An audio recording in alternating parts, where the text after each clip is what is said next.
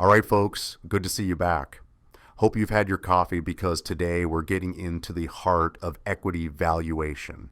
And let me tell you, this is one of those modules that shows up everywhere. The exam, definitely.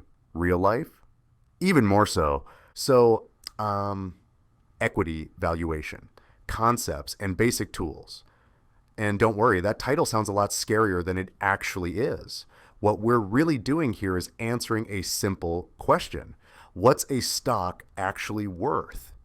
Whether you're working at a hedge fund, building a pitch for your boss, or just trying to not overpay for a stock in your own portfolio, this is the kind of stuff that gives you an edge. Now, before we jump into the math, let's set the stage.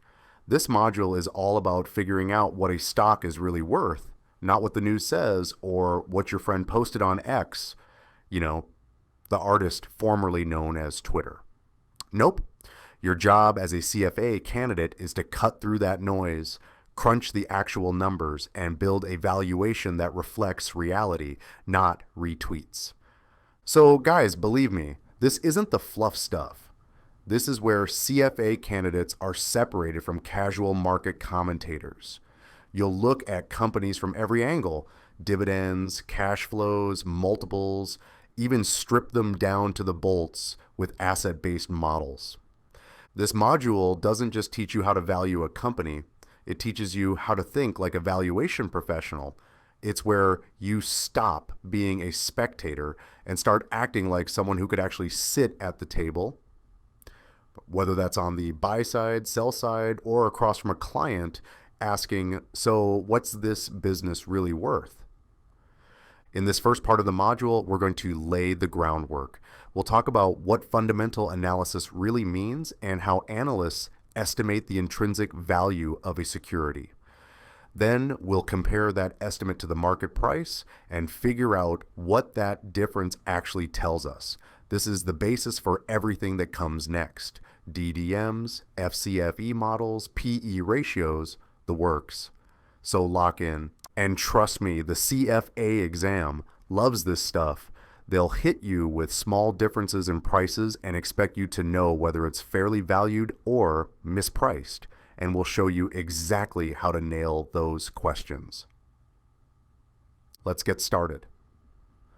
So here's the idea. When we say fundamental analysis, we're talking about the process of using economic and financial information. Things like GDP growth, trends in the industry, and especially the earnings quality and earnings growth of a company to figure out what a security is worth. That worth is what we call intrinsic value, or sometimes fundamental value. Think of it like this. Let's say you're trying to decide whether to buy stock in a large hotel chain. You wouldn't just look at the current share price and go with your gut. You'd dig into travel demand, GDP projections, global tourism trends, and how this specific company has grown and performed over time. That's your raw material. You combine that information to arrive at an estimate of what that company's shares should be worth based on fundamentals. Now, you take that intrinsic value and you line it up against the current market price. If there's a gap, that's your signal. That's the core idea of valuation.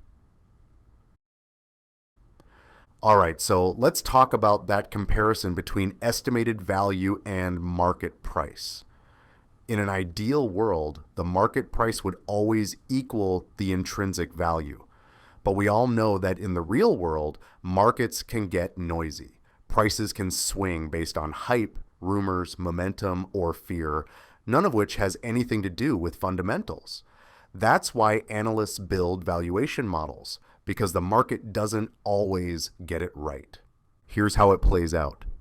If your estimate of a stock's value is higher than what the market is charging for it, then the stock is considered undervalued. You've got a potential bargain. If your estimate is lower than the market price, then the stock is seen as overvalued. Might be time to stay away or even short it, depending on your strategy. And if your estimate is pretty close to the market price, then the stock is likely fairly valued, meaning there's no clear action signal at the moment. Now, here's where it gets a little more nuanced, and the CFA exam loves this nuance. Just because your estimate and the market price are slightly different doesn't always mean there's an opportunity. Suppose your model says a stock is worth $15 and it's currently trading at $15.05. Technically, your value is less than the market price, but let's be honest, 5 cents isn't enough to get excited about, and the exam will expect you to pick up on that. Unless you have very high confidence in your model and inputs, you'd probably say that stock is fairly valued. So, how confident are you? That's a key judgment point in fundamental analysis. If you're not confident in the model you used, or if the data inputs are fuzzy, then you need a big enough gap between your estimate and the market price to justify calling it mispriced. If your estimate is $50 and the stock is at $30, that's a different story. That's a large gap and worth investigating. There's also a time component to this. Let's say you identify a mispricing. Great, but when will the market correct it? Could be next week, could be in 5 years. Your ability to benefit from identifying that mispricing really depends on whether you've got a time horizon that allows the market to catch up with your analysis. That's why long-term value investors like Warren Buffett often talk about patience being part of the strategy. The market can remain irrational longer than most investors can stay solvent. Now let's talk about when your model is giving you some strange results, like every stock seems overvalued. That's usually a red flag. It might not be the market. It might be your assumptions, or maybe you're plugging in inputs that are too conservative or disconnected from reality. It's a signal to go back and recheck your math. And here's a final tip for spotting value. Look where others aren't. Neglected securities, those small cap stocks or thinly covered names that analysts ignore, can often be mispriced simply because no one's paying attention. That's where your research can uncover something the market has missed. One more thing before we move on. Don't rely on a single model. Smart analysts use multiple models with different assumptions. Try out a dividend discount model, maybe a free cash flow approach, and even a price multiple. If they're all pointing in the same direction, that boosts your confidence. If they're giving you conflicting results, then you know you've got more digging to do. And just so you know, the summary you're seeing on screen is part of our FinQuiz Battle Ready Summaries, designed specifically to help you retain and recall these key points for the exam. We've compressed the entire CFA curriculum into visual flowchart style summaries like this to make revision faster and easier. And if you want to go deeper, you can also check out our Stanley Notes for full detail, the FinQuiz question bank for intense MCQ practice, and of course our mock exams, which are built to simulate the real CFA testing environment. Links are right below this video. So far, we've talked about how fundamental analysis helps us estimate the intrinsic value of a stock. Then we compared that estimate to the market price and saw how that gap can be used to make investment decisions. But we also learned that it's not just about the number. You need to factor in confidence, timing, and the method you use. Up next, we'll jump into the actual models used to estimate that intrinsic value. We'll cover present value models, multiplier models, and asset-based models, and we'll talk about when to use which and why the exam loves to test you on that choice. All right, let's keep it going. So now that we understand what intrinsic value is and how it can differ from market price, the next big question is, how exactly do we estimate that value? Well, welcome to the heart of equity valuation. There are three major types of models that analysts use to estimate the intrinsic value of a company's stock. And each one comes at it from a different angle. Let's picture this as three lanes heading to the same destination, but with different vehicles. One uses future cash flows, one compares pricing to other firms, and the last one looks at what the company owns and owes. Let's break it down. First up, present value models. These are also called discounted cash flow models, and they're probably the most academically pure approach. The idea here is simple. A stock's value is the present value of the future cash flows it's expected to generate for shareholders. Think of it like this. You're buying a stream of future money, and you want to know what that stream is worth today. Now, those future cash flows, they can take different forms depending on the company. If the company pays dividends, you'd probably use a dividend discount model. We'll call it DDM. This model focuses only on the expected dividends, but not all companies pay dividends, right? Especially growth companies. That's where the free cash flow to equity model, or FCFE, comes in.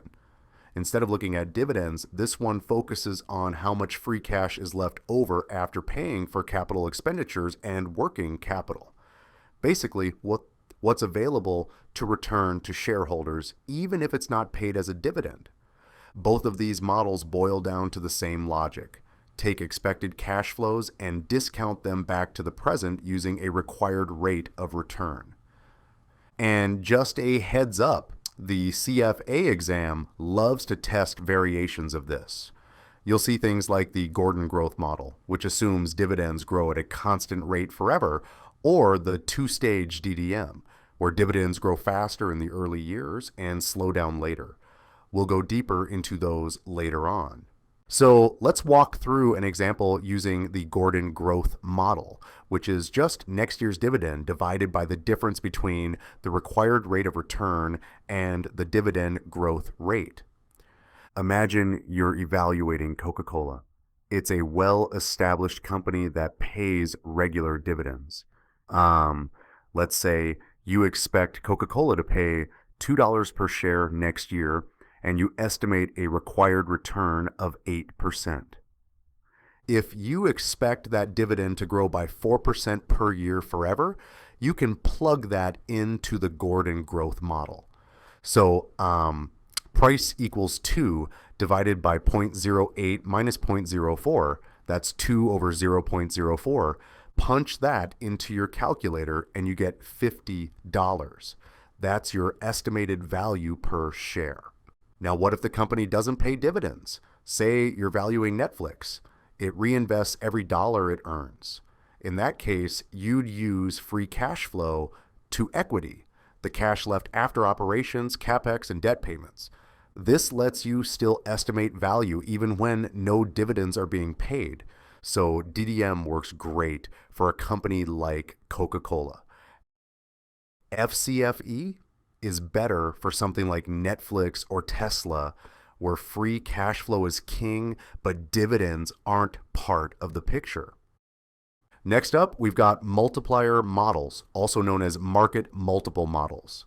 These are a bit more street smart and used a lot in the real world because they're quick and intuitive. Here's the idea. Instead of calculating future cash flows, you look at how similar companies are valued in the market using financial multiples, like price to earnings, price to sales, and price to book.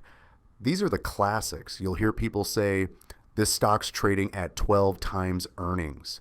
They're talking about the PE ratio. These are just ratios comparing a company's share price to something like its earnings, sales, or book value. Let's say two retail companies have similar size and operations. If one has a PE of 8 and the other has a PE of 15, you might wonder, why the gap? Is one underpriced or is the other overpriced? That's the kind of insight multiplier models give you. Then there's another flavor called enterprise value multiples, like EV over EBITDA, or EV over revenue. These include the entire firm's value, not just equity. EV stands for enterprise value. It's basically the company's market cap plus debt and preferred stock minus any cash or short-term investments. Why subtract the cash? Because any buyer of the company could use that cash to pay down the debt. And just a quick reminder, guys, on the CFA exam, they'll expect you to understand the difference between equity-based multiples like price to earnings, and firm-based ones like EV over revenue. They'll also test whether you're using forward or trailing earnings consistently when you apply these ratios. So keep your timeframes lined up. Now, what do we mean by trailing? That just means you're using numbers from the past 12 months, what the company already earned. Forward, on the other hand, is based on projected earnings.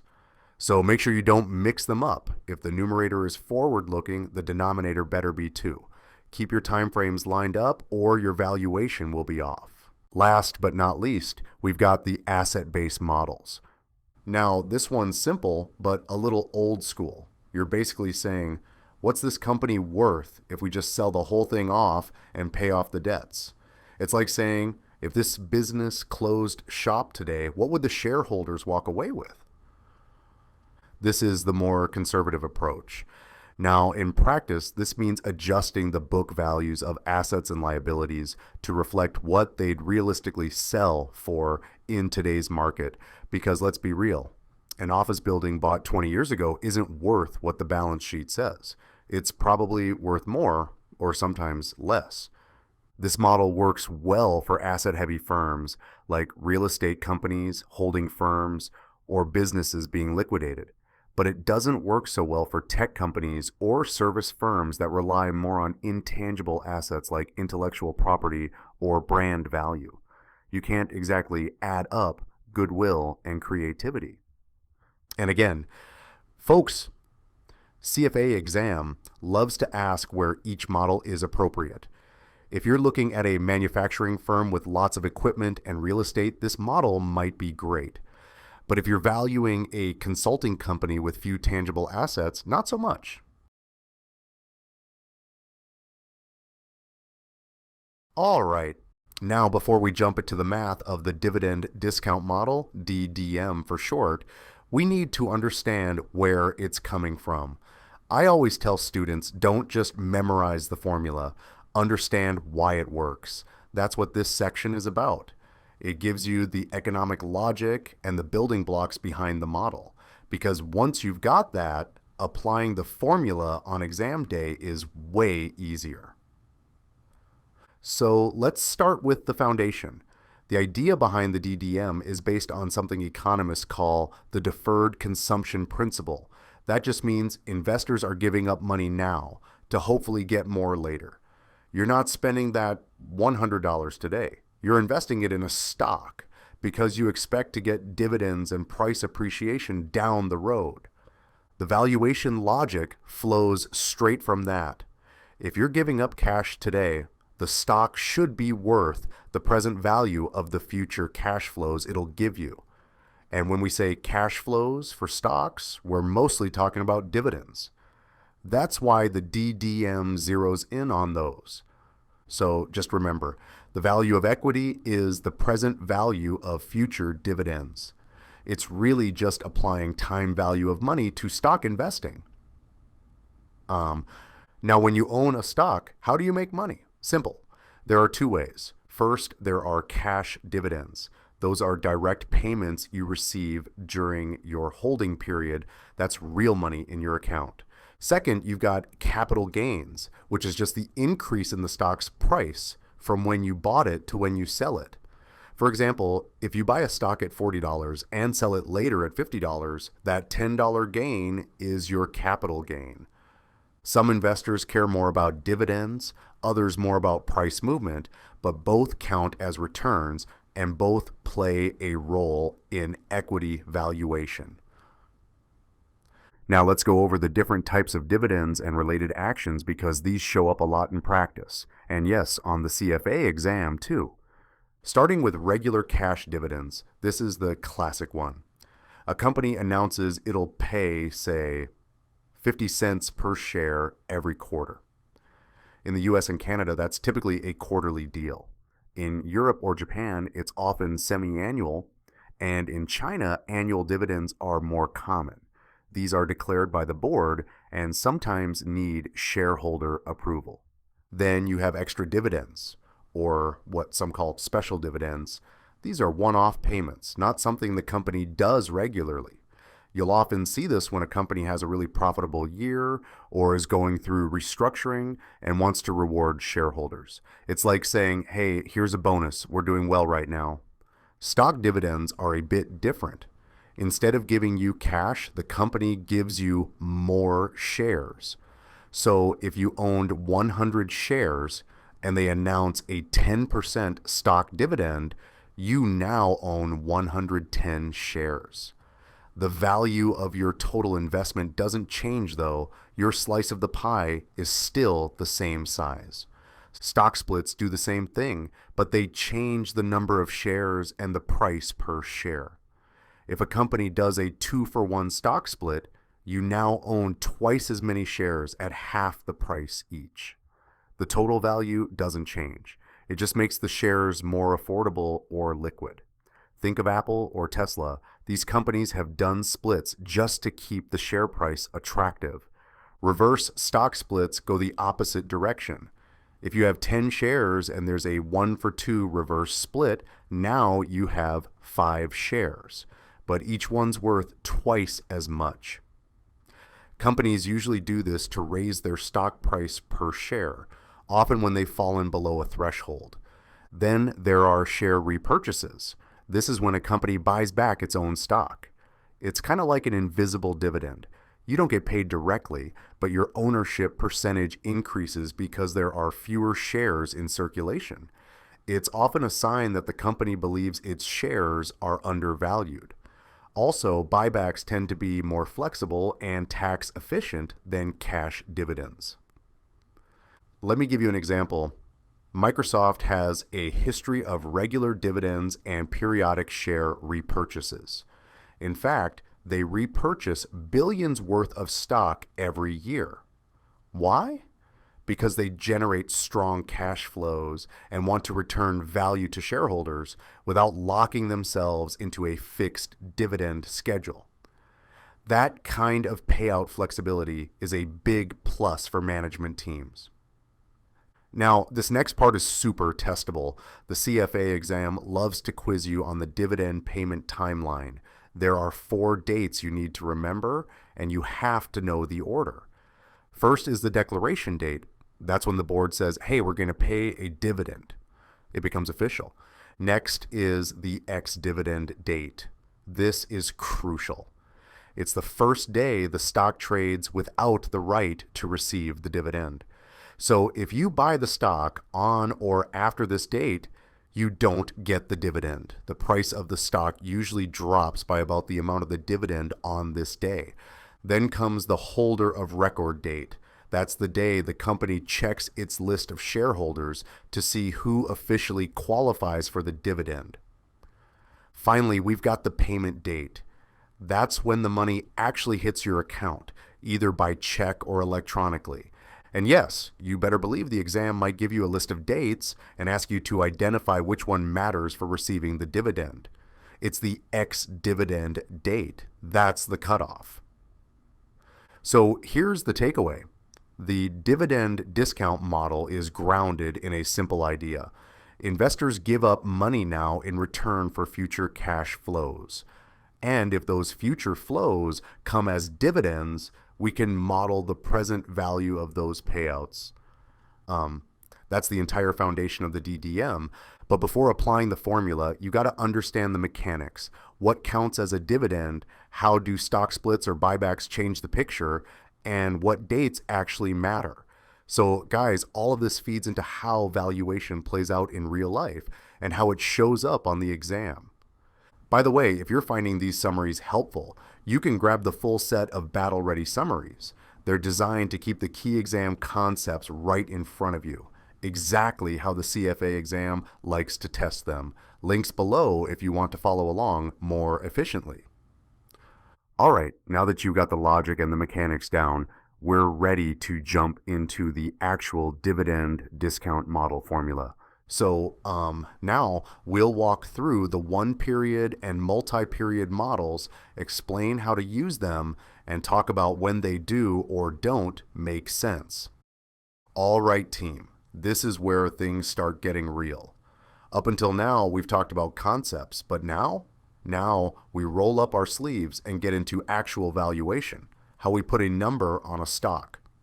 So in this section, we're talking about two of the most classic models out there, the dividend discount model, or DDM, and the free cash flow to equity model, or FCFE.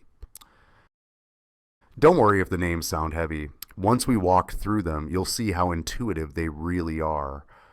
We'll break this down like we're chatting at a whiteboard, and I'll toss in some real-life examples so it actually sticks. Let's start with the DDM. This model is pretty old school and super elegant. Basically, if a company pays dividends, then the value of the stock today is just the present value of all those future dividends. That's it. So you're saying, hey, I'm buying this stock not for what it's worth today, but for what it'll pay me over time. Now here's how we do this. The pretty neat formula to calculate the value. V naught equals the sum of expected dividends in the future, each discounted back to today using the required return. So if a company is going to pay $2 a year forever and your required return is 8%, we'll calculate it using this formula like V naught equals 2 over 0.08. Boom, $25 stock. Now let's make it real. Think about Coca-Cola. They've been paying dividends for decades. You can count on those checks. That's why DDM works beautifully for them. It's like valuing a bond with growing coupons. But what if you only plan to hold the stock for 1 year? That's where the 1 year holding period formula kicks in. You get the dividend plus the price you expect to sell it for next year. Both are discounted back to today. So say you expect a $2 dividend and the stock to be worth $48 a year from now. Your required return is 8%. Then you can calculate value like 2 plus 48 divided by 1.08, which is $46.30. That's your estimate.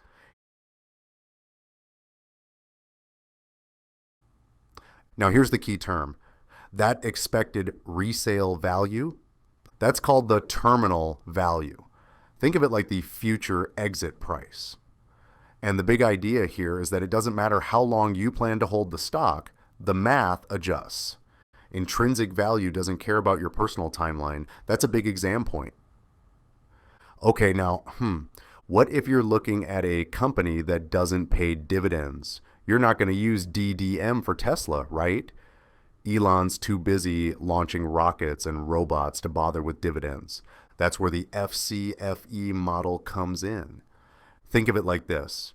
The company earns money from operations. Cool.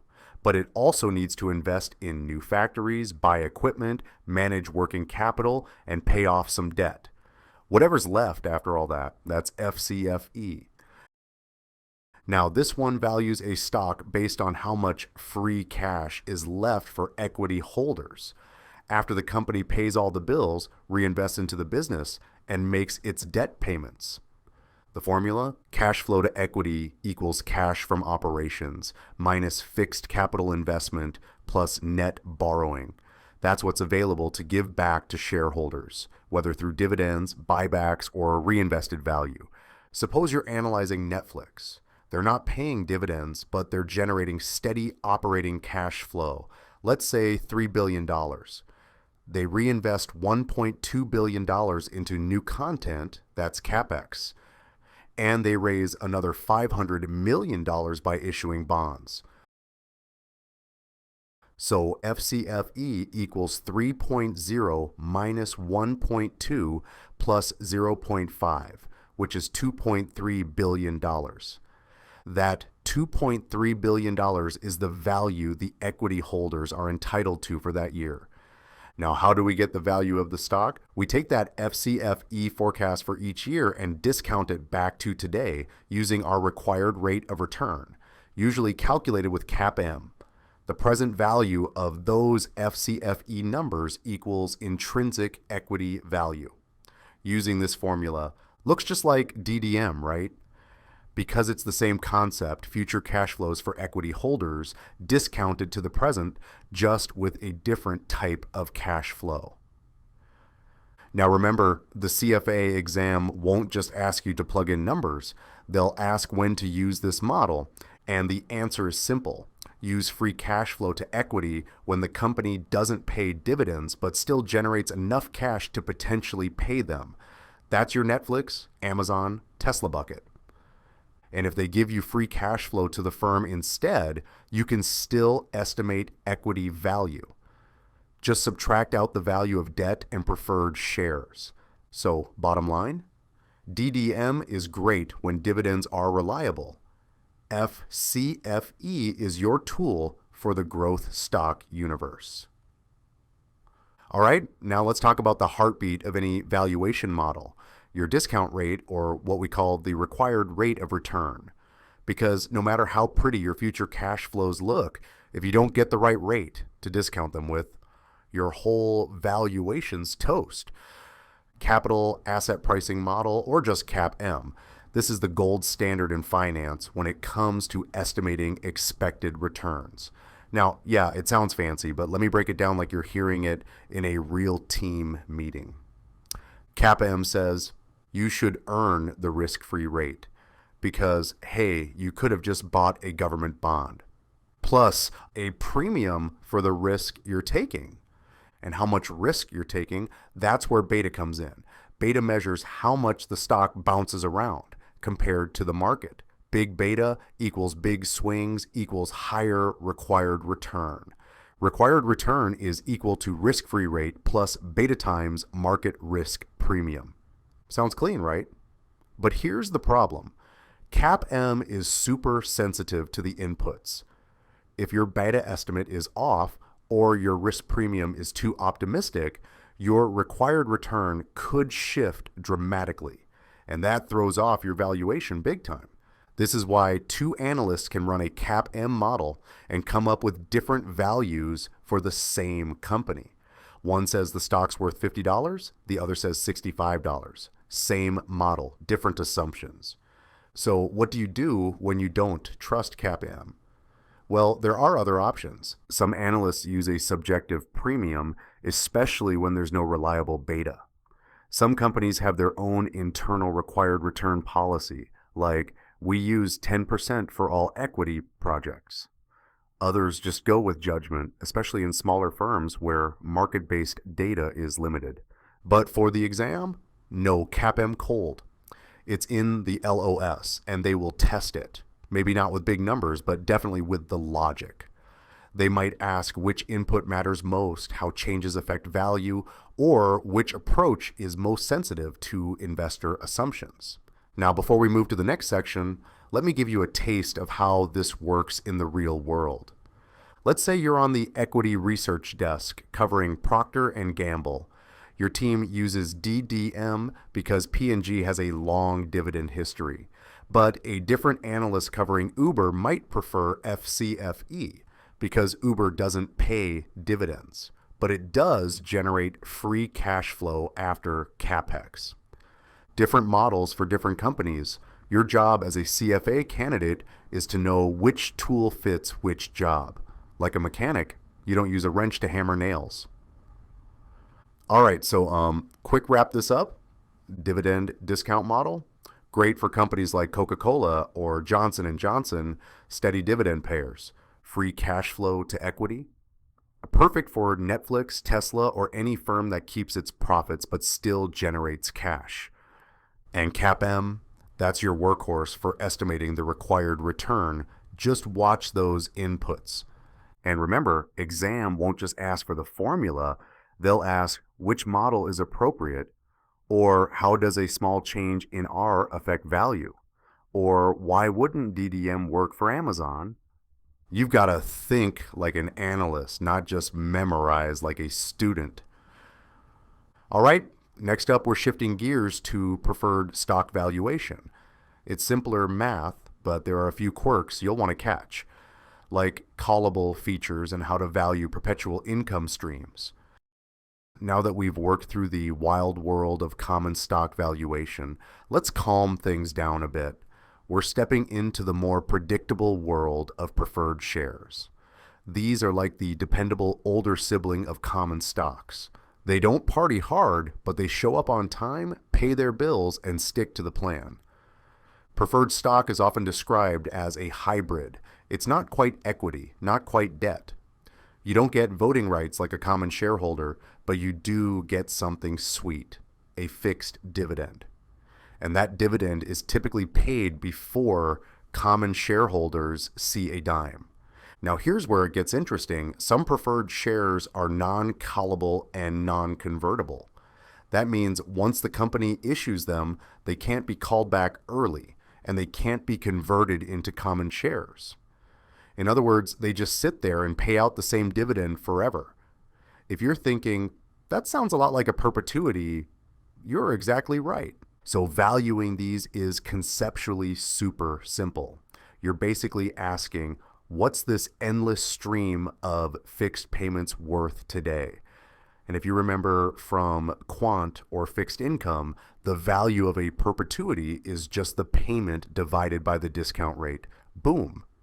That's it. That's the core idea here. Now, what if you're only holding it for a while?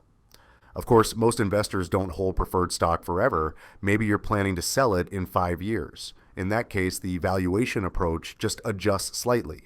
Instead of a perpetuity, you're calculating the value of a stream of dividends you'll receive during your holding period, plus the amount you expect to get when you sell it, usually the par value. Again, it's just good old time value of money, nothing exotic. The point is, preferred stock valuation is all about certainty. You're not estimating wild growth or forecasting future strategies. You're just locking in predictable cash flows and discounting them appropriately. Okay, so far we've kept it clean and simple, but in real life, preferred stock often comes with a twist or two, like callability and putability. If the stock is callable, that means the company has the right to buy it back from you at a fixed price, usually par. And that's not great news for you as the investor, because if interest rates fall or the company's credit improves, they might call the shares back, leaving you to reinvest at a lower yield. So this call option benefits the issuer, not the investor, and that means callable preferred shares are worth a little less than their non-callable cousins. Now flip it. If the stock is puttable, that gives you the right to sell it back to the issuer, typically at par, under certain conditions. That's a safety net. If the company runs into trouble or the market turns, you can cash out at a pre-agreed price. Naturally, puttable preferred shares are more valuable because you're holding a little extra power. Sometimes you'll hear about hard retractable preferred shares, and this just means that when the retraction date hits, the company must pay you back in cash, not in more shares or some vague equity. This adds even more certainty to your return, and the market values that certainty. So again, features like these affect value, and that's something the CFA exam loves to test. They'll expect you to know how different features tilt the valuation scale. You'll run into preferreds all the time in sectors like banking and insurance. For example, major Canadian banks issue loads of preferred shares because they want to raise capital without giving up control or triggering debt covenants. From an investor's perspective, preferreds are appealing when rates are low and you're craving steady income, but don't want the full volatility of common stocks. Analysts who cover these instruments are basically looking at income stability, optionality from embedded features, and how interest rates affect the valuation. There's less guesswork and more structure compared to equity valuation, which can be all over the place depending on forecasts and growth assumptions. And what you're seeing on screen, the clean breakdown between callable versus non-callable and how the valuation logic flows. That's from our Battle Ready summaries. We built these sheets for every learning module so you can review concepts visually and quickly. Perfect for brushing up before exam day. You can get the full set at the link below. So here's the bottom line, guys.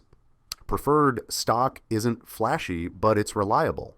The valuation is rooted in predictability, fixed payments, clear features, minimal assumptions. The challenge comes from the details, whether it's callable, puttable, retractable. And that's where you need to think like a CFA. Who has the power, and how does that power shift the value? This isn't just about plugging into formulas. It's about knowing how features impact pricing, just like in options or fixed income. All right, so let's talk about a model that's both beautiful in its simplicity and brutal in its sensitivity, the Gordon Growth Model, or GGM. Think of this as the dividend world's version of cruise control.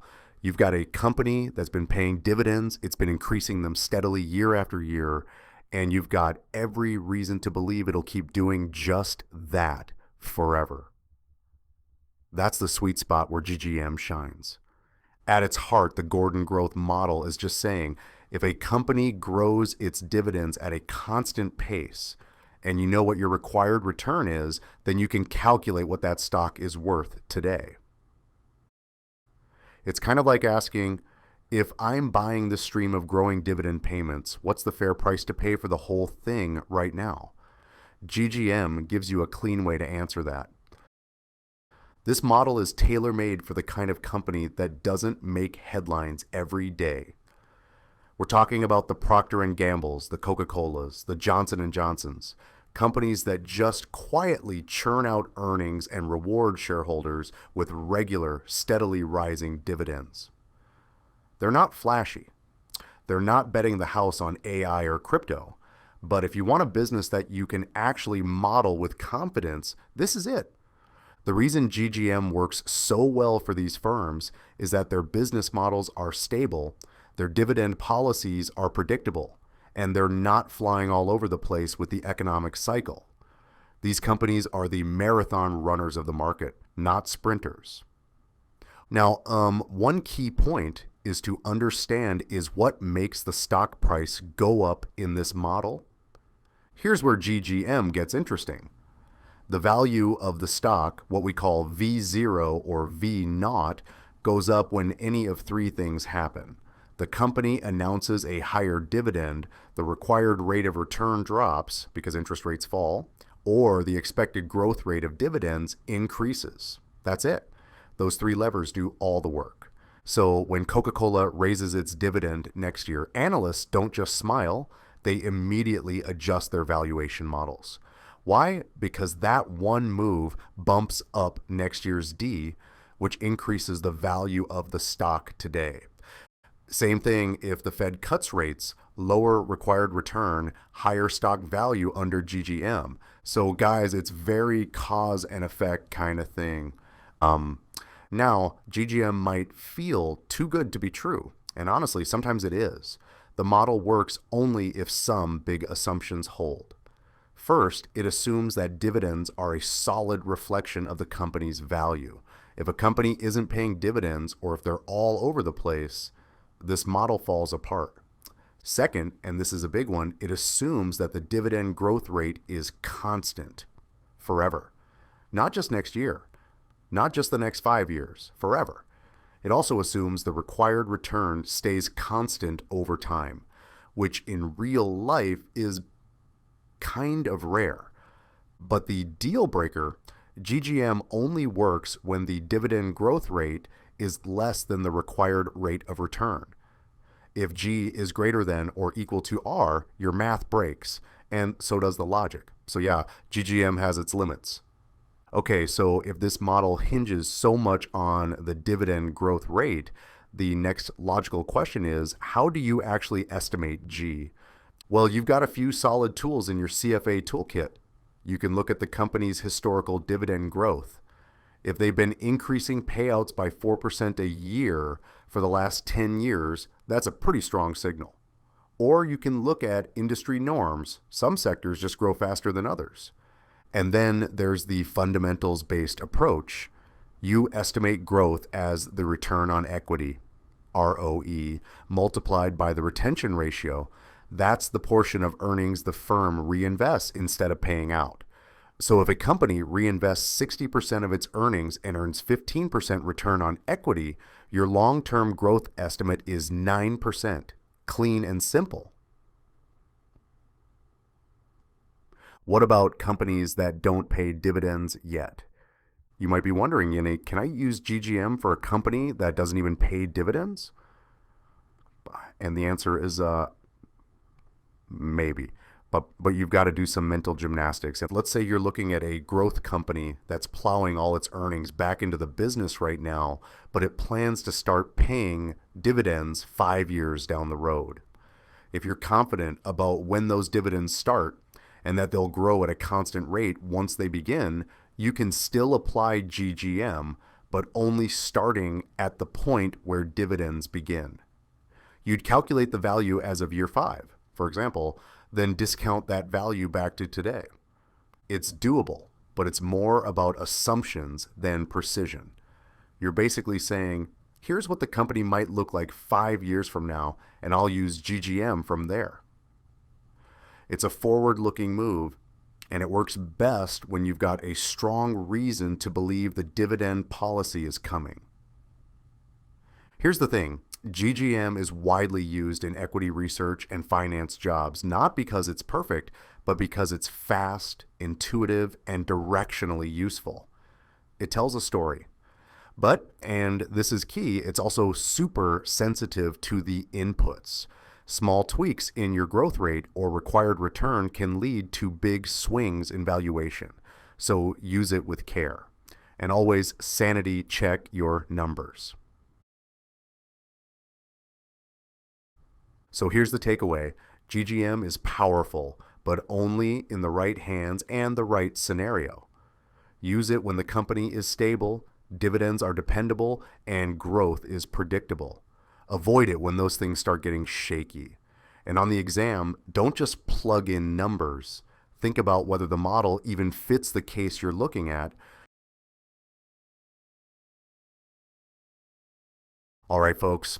Up until now, we've been working with dividend models that assume everything grows at a nice, clean, constant rate. But let's be honest, that's not how most companies grow in real life, right? Companies don't go from startup to steady Eddie overnight. Growth happens in stages. You've got that wild early growth phase, then things slow down a bit, and eventually the business settles into a more stable, predictable rhythm. So here's the deal. If dividend growth doesn't stay constant, which is like most of the time, you need a model that can flex with those changes. That's where multi-stage dividend discount models come in. These models give us a way to value companies that grow fast today, but will eventually settle down. Let's start with the two-stage version. It's like telling the life story of a company in 2 chapters. Stage 1 is your early high growth period. The company's expanding like crazy, launching products, maybe entering new markets. It's moving fast. You expect dividends to grow rapidly here, but only for a limited time. Think Apple in the mid-2000s or Meta a few years after going public. Stage 2 is where things calm down. The company matures, growth levels off. Maybe it becomes a dividend aristocrat. That's your long-term sustainable growth phase, and it continues indefinitely. Companies like Coca-Cola and Procter & Gamble live in this world. Now, you can't just mash these 2 stages together and guess a value. What we do is split the valuation in 2 parts. First, we value all the dividends during the fast growth years. These are projected year by year. Then we calculate what the stock will be worth at the end of the high growth phase. That's your terminal value, based on the stable growth rate from that point forward. We discount all of it back to today, and that gives us the intrinsic value. Let's say we've got a company trading at $36.55. Dividends are $1.05 right now, expected to grow at 6% for the next 2 years, and then level off to 3.5% after that. Your required return is 6.5%. We run the numbers, discount everything back, and it turns out our estimated value is $37.96. The current market price is a bit lower, So, hey, that could be a modest opportunity. Now, don't get distracted by the decimal points here. The key is the logic. The stock is growing fast, but not forever. You're capturing the early juice and the long-term yield. So, when does this model make sense? Use it when a company is past its wild startup phase, but still growing faster than average. It's not fully mature yet, but it's no longer a rocket ship either. These are firms in transition, maybe a company that's dominating a niche market, but is starting to face more competition. You know growth will slow, but not today. This model gives you room to handle that shift without trying to oversimplify the story. Now, what if 2 stages just don't cut it? What if the company you're analyzing isn't done growing yet, but it's also not going to grow at rocket speed forever? Maybe it's got a few more wild years ahead, but you can already see that the pace will slow eventually. After that, it'll likely settle into a long-term stable dividend pattern. That's where the 3-stage dividend discount model steps in. This model lets you tell the full story of a company's evolution. First, you've got the high growth phase, where the company is still expanding aggressively. Revenue's flying, new markets are opening, and dividends, if paid, are ramping up fast. Then comes the transition phase. Growth is still happening, but it's slowing down. Maybe the company is starting to face more competition, or it's already captured most of its target market. Finally, we enter the maturity phase. This is where growth stabilizes at a lower, more sustainable pace, and the company operates more like a traditional dividend-paying firm. You'll want to use this model for companies that are still relatively young and ambitious, but no longer brand new. They've moved past their early startup volatility, but still have room to run. Think Amazon or even Tesla, companies that are reinvesting like crazy today, but might eventually evolve into steady dividend-paying giants.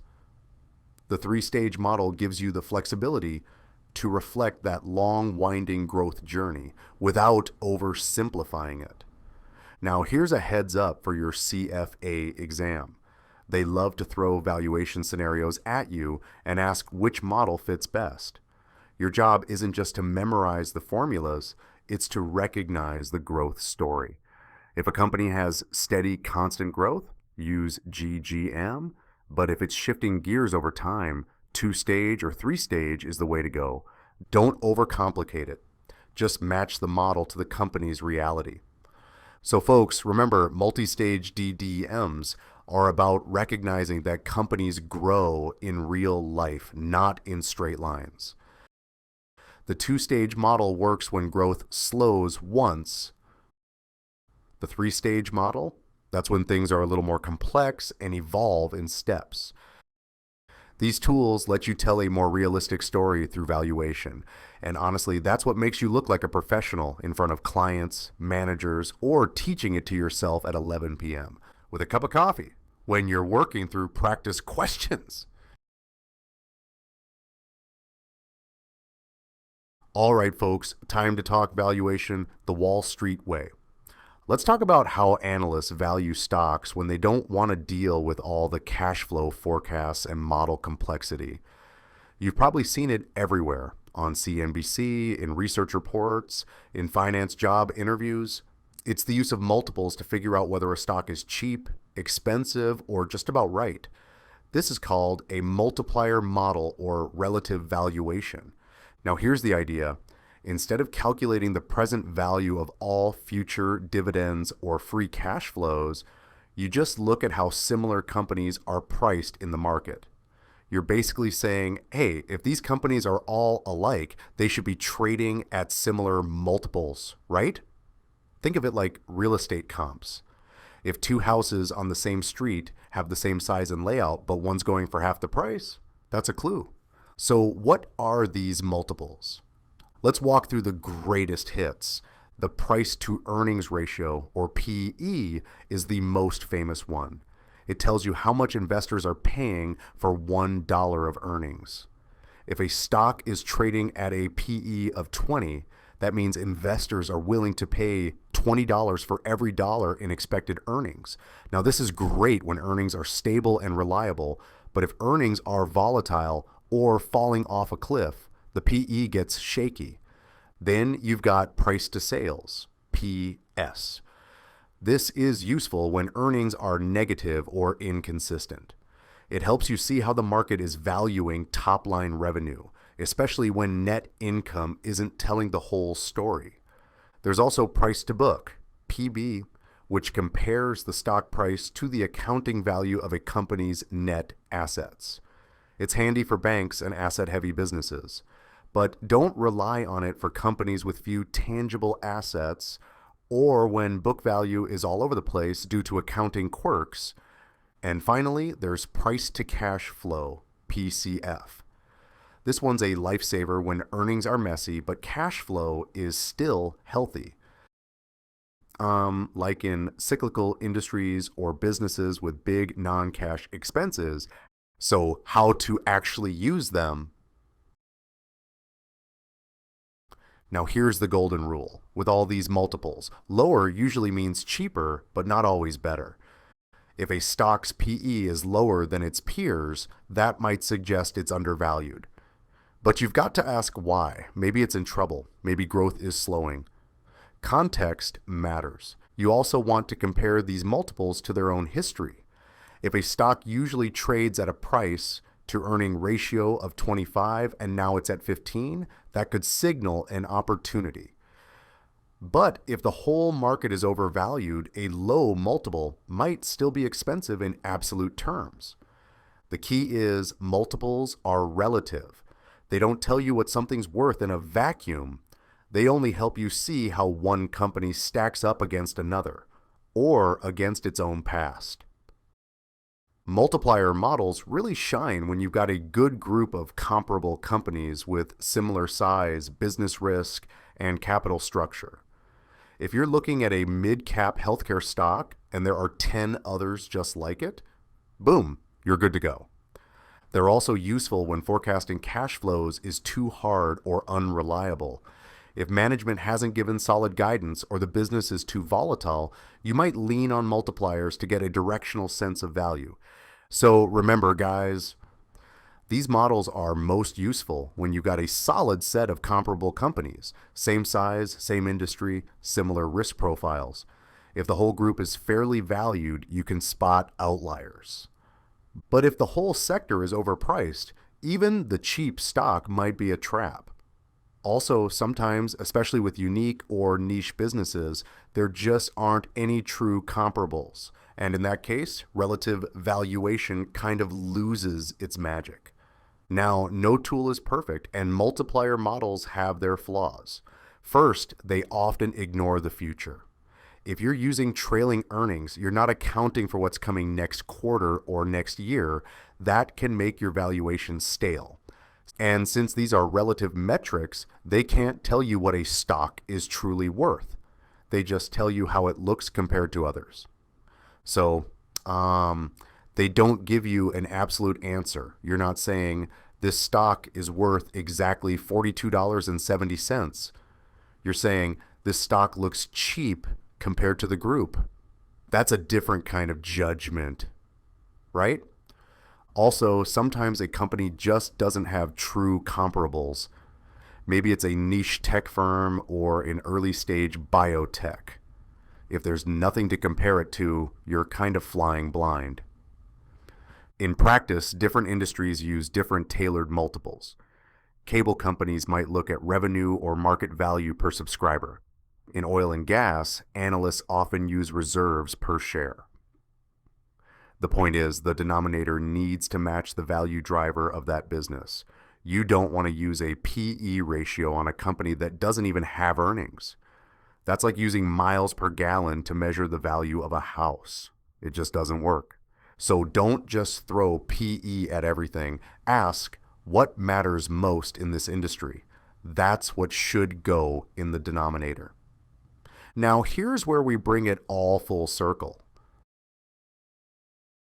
You can actually link price multiples back to the fundamentals, things like growth, return on equity, and risk. Let's take the PE ratio. If you build it from scratch using present value logic, you get something called the justified PE. This version is driven by the company's payout ratio, its growth rate, and the required return. So if growth increases, the justified price to earnings ratio goes up. If risk or R goes up, PE comes down.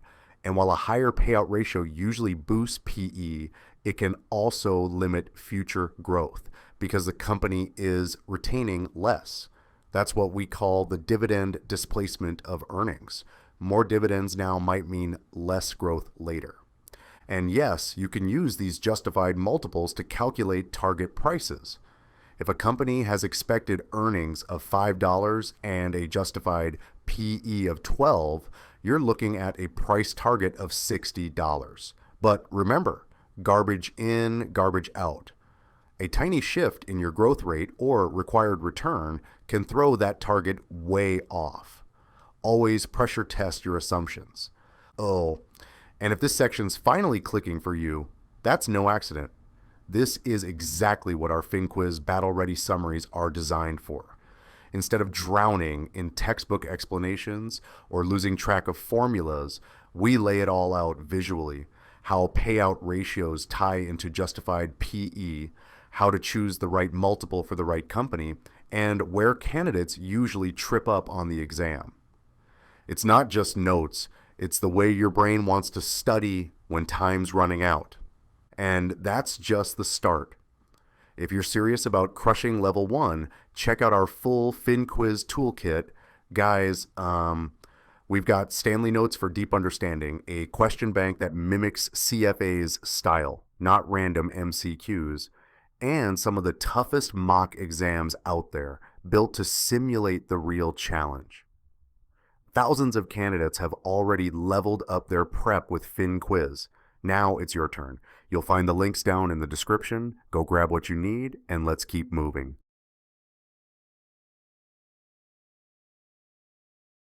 All right, folks, time to put your Wall Street analyst hat on.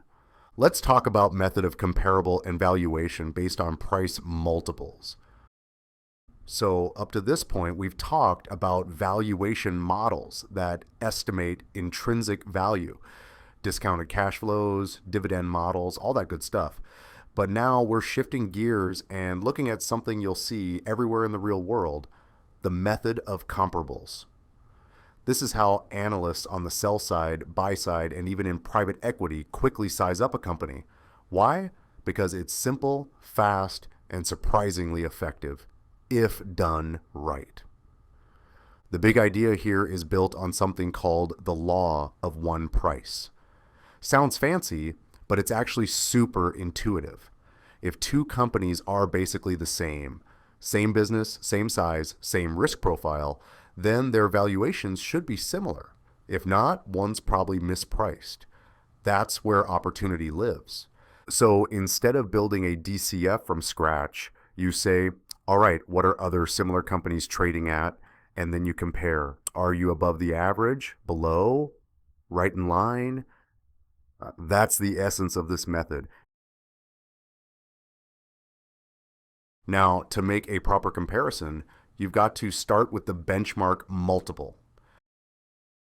This could be the multiple of one very similar company, or it could be the median or average multiple of a peer group, say 5 to 10 firms in the same industry. You can also look at a company's own historical multiple, especially if you want to know whether it's currently cheap or expensive compared to its past self. But be careful here, just because a stock looks cheap compared to others doesn't automatically make it a steal. You have to make sure you're comparing apples to apples. That means looking at companies with similar size, product lines, growth potential, capital structure, and risk. If the peers aren't truly comparable, your conclusion might be way off. So how do you interpret it? If a company's multiple is below the benchmark, say it's trading at 12 times earnings when the peer group average is 18 times, it might be undervalued. That's usually a good sign. You might expect it to catch up and outperform. On the flip side, if the company's trading at a much higher multiple than peers, it could be overvalued and you might expect it to underperform. But here's a little twist. This only works if the comparables themselves are efficiently priced.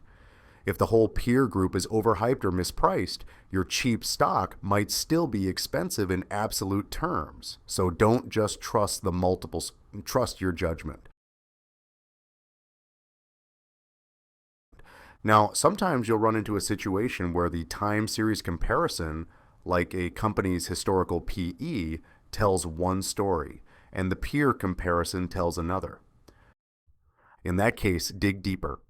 Look at operating factors like earnings before interest, taxes, depreciation, and amortization, also abbreviated as EBITDA.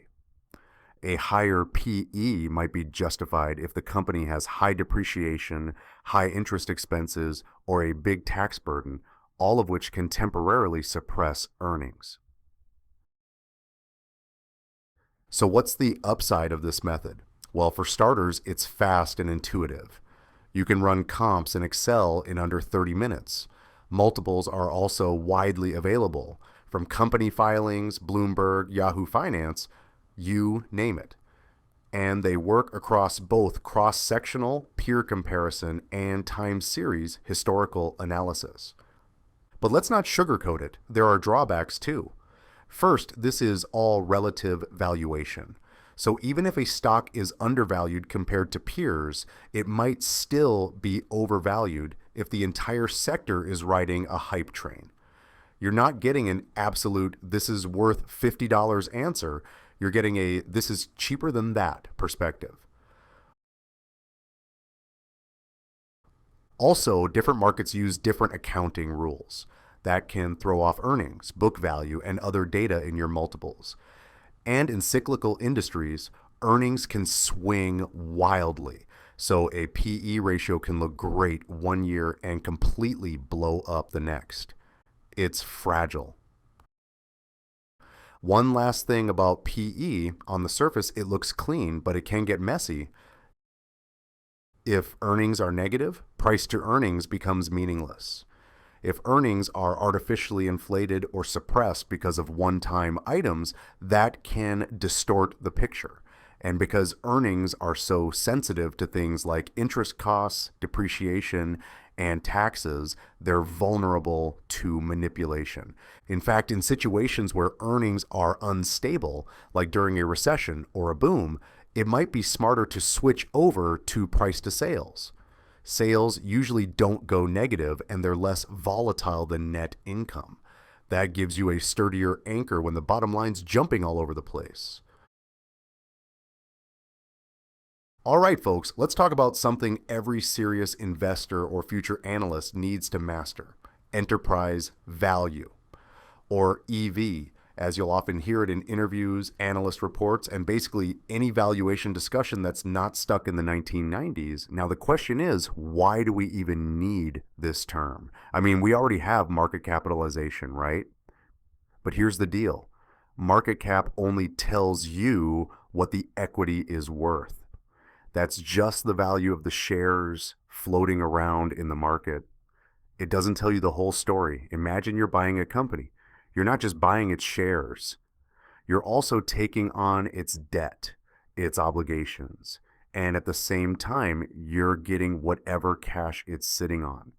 So the real price tag, the one that reflects what it would cost to buy the entire business, is what we call enterprise value.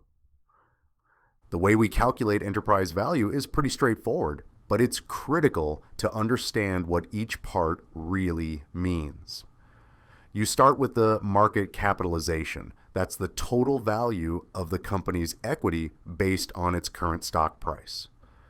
Then you add the market value of any preferred stock it has.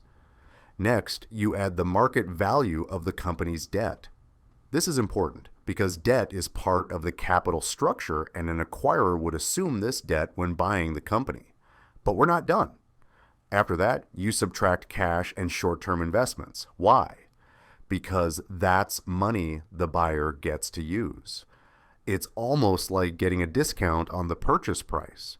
So guys, remember, enterprise value equals market cap plus preferred stock plus debt minus cash and short-term investments. Say it a few times in your head. It's not hard to remember, but you'll want to say it confidently when it pops up on exam day or in a valuation pitch. Now let me give you a real-world example to make this stick. Let's say you're looking at a company with a market cap of $800 million. It also has $200 million in outstanding debt, $50 million worth of preferred shares, and $100 million in cash and equivalents. What's the EV?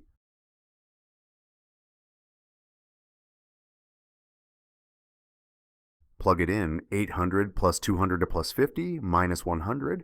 That gives us $950 million. That's the amount someone would need to shell out to buy the entire business, not just the equity, but also take over its debts, while also benefiting from the cash on hand. Now, where this gets even more interesting is when we start comparing companies. Let's say you have two firms with the same market cap. Both are worth $1 billion on the equity side. But one has no debt at all and is sitting on $200 million in cash, while the other has $500 million in debt and just $20 million in cash. If you looked only at market cap, they'd look identical. But once you calculate EV, you'll realize one company is actually much more expensive to acquire than the other. And that's why analysts, the good ones at least, always rely on EV when making meaningful comparisons between firms, especially when they have different capital structures. So once we've got enterprise value figured out, the next step is to ask, how expensive is this company relative to how much money it actually earns from its operations? And that's where the famous EV over EBITDA multiple comes in. EBITDA, as you already know, stands for earnings before interest, taxes, depreciation, and amortization. But in plain English, it's just a clean approximation of operating cash flow. It strips out the messy accounting stuff and financing decisions and just focuses on the core engine of the business. We're essentially looking at how many dollars you're paying for each dollar of core cash flow the company generates. Let's go back to that company with a $950 million enterprise value. If it generates $95 million in EBITDA annually, then its EV over EBITDA is exactly 10. That means as an acquirer or investor, you're paying 10 times its operating earnings. Now imagine there's another company with similar earnings but a lower EV. Let's say $760 million. That gives us an EV to EBITDA of 8. So you're paying 8 times its operating earnings instead of 10. That second company might be more attractive, assuming everything else is equal, because you're getting more operating income for less money. This is why investors love lower EV multiples. It often signals that a stock is undervalued or at least favorably priced. On the flip side, higher multiples can be a red flag. Maybe the market is overly optimistic, or maybe the company's earnings aren't sustainable. Either way, when the ratio starts climbing too high, people start asking questions. There's another version of this multiple that's sometimes used. EV divided by operating income. That's pretty self-explanatory. Some analysts prefer this because EBITDA can be manipulated by companies trying to make their numbers look better, while operating income includes depreciation and gives a slightly more conservative view. The interpretation stays the same. The lower the multiple, the more attractive the company might be. Now, quick warning, negative EV multiples, totally meaningless. If a company has negative EBITDA, this multiple falls apart. Just like the PE ratio becomes useless with negative earnings, the EV multiple can't help you when cash flow is in the red. So if you see that in the exam or real life, walk away or switch methods. Another thing to remember, this metric is useful across industries because it controls for differences in capital structure. Whether a company is funded mostly with debt or equity doesn't matter. EV captures both. Also, unlike the PE ratio, which can be distorted by accounting decisions or one-off items, EV multiple tends to be more stable and comparable. That's why private equity firms, investment bankers, and institutional investors rely on it so heavily when screening potential targets. So to sum it up, enterprise value tells us the real cost to acquire a business. EV multiple tells us how expensive that business is relative to what it earns from operations.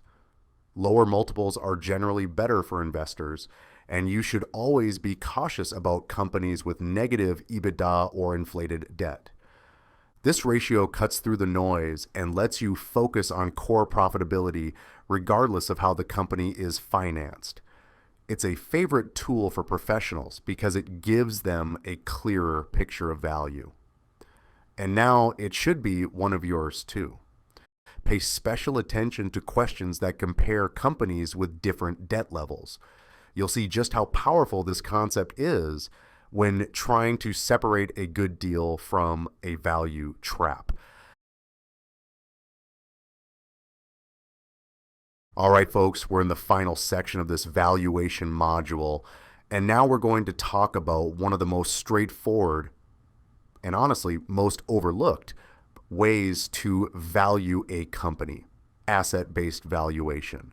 Now, I know this one doesn't sound as exciting as discounted cash flow or enterprise multiples, but hang in there. It's important. It still shows up on the exam, and in the real world, it's incredibly useful in specific scenarios. So let's unpack it. The basic idea here is pretty simple. Instead of trying to value the future cash flows of a business or comparing it to peers using multiples, we just say, okay, let's look at the value of all the company's assets, subtract out the liabilities and preferred shares, and what's left over belongs to the common shareholders. That's the value of the company. That's it. Let me say it how you would if you were teaching someone else. The intrinsic value of a common share equals the estimated market or fair value of the company's assets minus the estimated fair value of its liabilities, minus the fair value of preferred shares.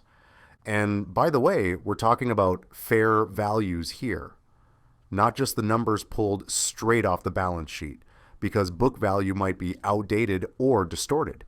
You want current market values whenever possible. Let's make this more concrete with an example. Suppose a private manufacturing company is being considered for acquisition. They own machinery, inventory, raw materials, a factory building, and let's say these assets are pretty easy to value based on recent sales of similar items. If the total fair value of the assets is, say, $50 million, and they've got $20 million in liabilities and $5 million in preferred shares, then the estimated intrinsic value of the common equity would be $25 million. That's all the asset-based approach is doing.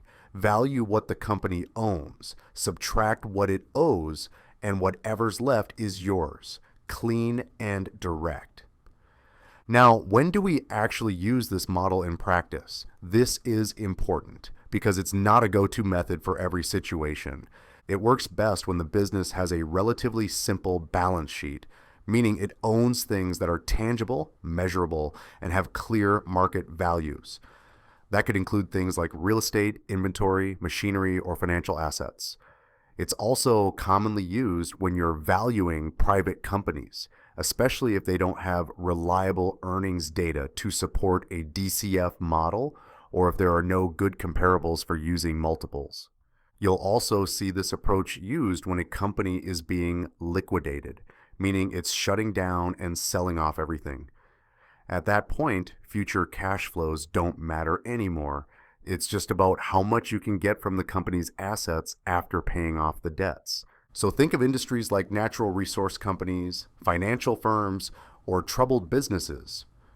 This model tends to come up a lot more there.